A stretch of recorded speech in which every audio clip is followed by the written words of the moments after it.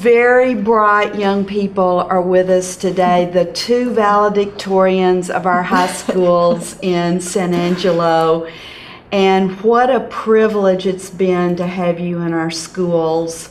And we have graduation fixing to happen, and you're fixing to close the door on this last highly successful phase of your life and enter another exciting phase. And this is Jaclyn Johnson, valedictorian at Central, and she's going to Texas A&M to major in industrial engineering. Yes, and we're going to find out a little bit more about that. And this is Ryan Farmacka, who is going to Texas Tech and major in math and computer science. Mm-hmm. And I know Jaclyn has been her whole life in San Angelo ISD. How about you, Ryan? I have. And where all did you go to school? Well, the first school I remember was actually like St. Mary's Head Start, and I was bused over to Sam Houston Elementary for half the day back then. I think I was actually a special ed student or something like that. Like I was getting rehabilitated because I never talked to anybody. You just were saving it, weren't you, Ryan? Totally. So then where'd you go to elementary? I ended up at Holloman Elementary for a few years. Okay. And then my mother got married, so I started going to Blackshear Elementary. Okay. And my teachers noticed or took some kind of interest in me there, and they sent me to Santa Rita Elementary to be a part of the GT program. So I've been at about half the elementary schools here in town. Well, it must not have hurt you. Here you are today, the top graduate at Lakeview. You get to see a lot of different, people. Perspectives, I mean, too. and whenever you're really young, it's really good because you get to be social and you get to learn how to talk to people. Good for you, Ryan. But after elementary school, we moved houses for the last time, and I started 6th grade at Lincoln Junior High. Went through there all 3 years, and I've been at Lakeview all 4 years. And Jaclyn, tell me where you went. What was your path? Well, I went to McGill kindergarten through 5th grade, and then went to Lamar 6th grade. I was the very first graduating class there, and then pretty much just went to stay with the path. Went to Glenn for 7th and 8th grade, CFC, and then went to Central and stuck it out, and now I'm graduating. Well, there's so many kids, as you know, who move into our city at some point along the line, especially with Goodfellow being here. It's unusual, honestly, to have both of our grads that have been all the way through one school district, even though different schools. You both clearly have, by your majors and what you think today you're going to major in, Can always change. you have some math and science interests. And how do you think when did you realize that they were strong for you and that you wanted to have that in your major at the college level? Jaclyn, what about you? Well, I've always loved math. Science, not so much. I never really was a science fan until freshman year, and I had Miss Menzenmeyer for biology, and she just made it come to life. She didn't do a ton of book work. You could really appreciate the science for what it was. And then from then on, I just kind of took off and then did chemistry, and was like, I really like this stuff. And then last year I went to NASA. Miss Stevens kind of introduced that to me and got me started for the high school aerospace scholars, and went there and met students from all over state, and just fell in love with them. I was like, I could do engineering. This could work for me. Well, I'm glad you did. You know that there is a push in our whole nation to try to get more kids, especially young ladies, but both men and women, more interested in the math and science fields. And so I'm glad that both of you hope to go that route. What about you? Ryan, you are, what do you want to do with your math and science majors? There have been a lot of things that have caught my interest over the few years. Math and science are just kind of, passions of mine, and it's mostly the computer part of the computer science that's gotten me because, the world's getting technological, and I was introduced to, little computers as a kid, and by a few years later, I was, building them with my brother-in-law and my dad. And my brother-in-law owns a networking company, and I've interned with him, and I liked the analysis and all that about it. So that's what got me on the computer science. The mathematics, I've always been real fond of it, but I think that my teachers noticed it before I did, because in the 3rd grade, I was in a split class, 3rd graders and 4th graders, and my teacher, Miss Miles, back at Blackshear Elementary, would always have me, a 3rd grader, working with the 4th graders during math class. And So whether you were good, whether you liked it at that time or not, you were good at it. yeah, So, Which makes you like it a little bit more. which sometimes does you're make good at us it. like it. the one that made me like it, the one that really pushed me into where I went, whoa, this is interesting, was Mr. Eckert at Lincoln Middle School. I was a 6th grader just sitting in my little math class, and Mr. Eckert comes in from the 8th grade side of school and comes into our classroom and shows us these cute little number tricks that you can do in multiplication and whatnot. And it's just a little deal, but to me, I was like, whoa. So was he trying to get you interested in UIL teams? He was, and he succeeded. And I joined the UIL team like the next day, and I've been in it ever since. Way to go. Well, now Jaclyn has said she doesn't know who her college roommate is going to be. Do you already have one in mind? No.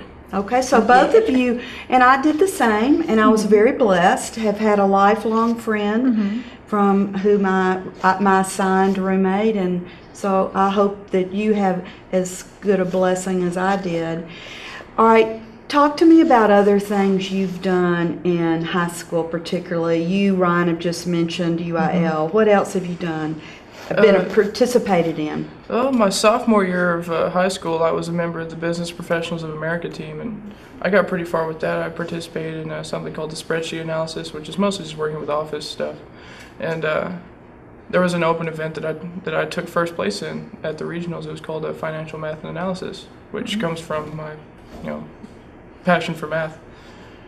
And I was a part of the National Honor Society for a while. I couldn't keep up with it because of some horrible things that happened in my life, and I actually couldn't make it to the school.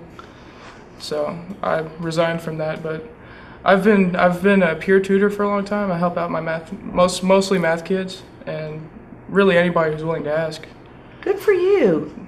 And I make a lot of friends that way. There was also something that McDonald's was doing for a long while. It's called this Arches program that I was a part of for 3 years. It was basically the managers of McDonald's, I suppose, were asking the high school teachers to send students to tutor their employees for an hour, on the clock, just to raise, passing rates. And I was one of the tutors for 3 years. Good for you.